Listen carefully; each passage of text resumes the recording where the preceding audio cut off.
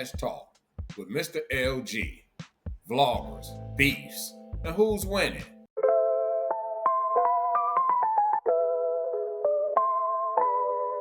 Tune in to Box Talk, where the trends ignite. Dive deep in the convo, let your thoughts take flight. Engage with the moment, join the vibrant spree. Your go-to for insights, come and chat with me.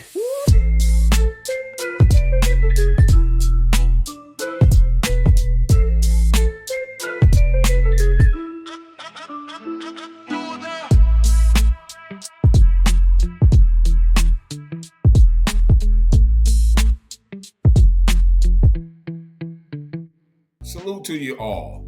Thank you for tuning in into today's episode. This is Podcast Talk. I'm your host, Mr. LG, where I share my thoughts on topics that matter. If you're enjoying the vibe, don't forget to click those subscribe and like buttons and hit that notification bell so you never miss the content. Your support means the world to me. Salute to my returning subscribers. Now, let's dive right in.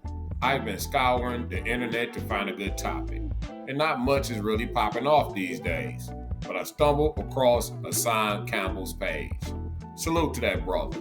I check him out from time to time. But before we get to that juicy topic though, let's touch on a couple of things quickly. First up, are we gearing up for war? President Trump has ordered strikes in Yemen. Those folks over there have been giving America the business, and it seems like we're finally striking back. But what does that mean for us? Also, did you notice how the price of gold is going up? That's usually a sign that we might be heading into a recession. It's high time we start budgeting our money wisely. Now, let's get into the meat of our discussion today. I've been podcasting for over 20 years. Back in the day, they called it internet radio, but now it's podcasting. Still all good in my book. This channel is a new venture for me, but I also have another one that I monetize.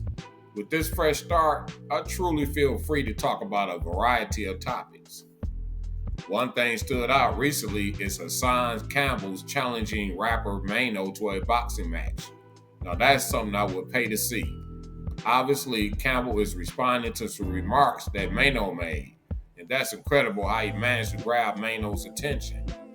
I say it's a win for Campbell, no doubt. And hey, they didn't send any violent threats, which is refreshing in this day and age. But wait, Campbell went ahead and called Mano a rat. Ooh, how will Mano respond to that one? Let's take a moment to unpack this whole ratting issue. In today's society, it seems there are so many people from different walks of life, different ethnicities, cultures, races, who are giving candid interviews and running podcast channels after they've cooperated with authorities. Now, I'm not knocking their hustle, get your money, but many of them seem to have skewed perception of what being a rat really means.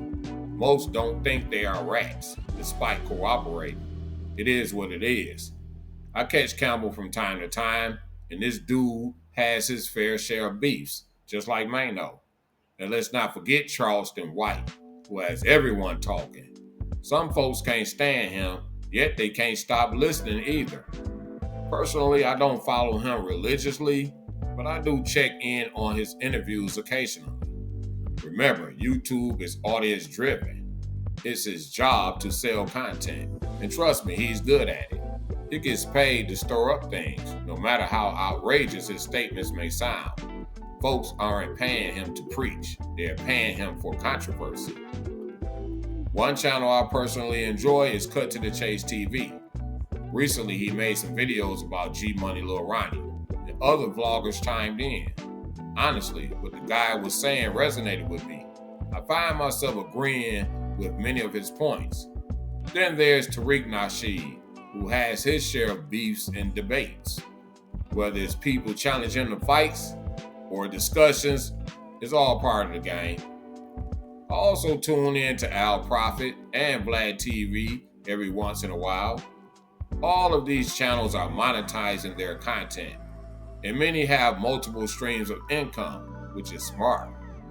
I view their platforms as entertainment for the audience, sometimes informative, sometimes just pure drama. Things do get out of hand, like with Campbell, who has openly discussed battling mental health issues.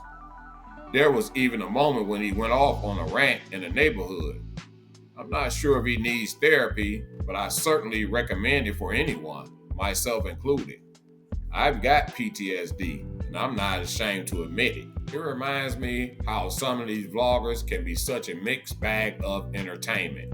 Some offer insight, while others aid law enforcement in solving cases. Take Vlad TV, for instance. They're always digging into unsolved mysteries like Tupac's murder. Here comes KVD, who just couldn't let people shape an image of him without telling his side. The guy started doing interviews and even penned a book about it. But make no mistakes, I think he cooked himself by speaking out. As for Reggie Wright, he wasn't going to rest until he saw KVD arrested. I know someone who spent time in the feds because a dude ratted him out. I view that as despicable. But shockingly, people still party with that guy. It's disgusting, really. Bring it back to Hassan Campbell. I view him purely for entertainment purposes. I'm not saying either of these guys are soft or wrong in their own rights. I just think it would be fun to see them box it out. Before I wrap up today's episode, I want to remind you that this podcast is all about open dialogue. We're living in a world where words can get thrown around like confetti, and I think it's essential to keep the conversation going. What do you think about Campbell versus Maynard? Who do you see winning this battle of words or potentially fists? Thank you for tuning in, and as always, keep that support coming. Don't forget to subscribe, hit the like button, and drop your thoughts in the comments. Salute.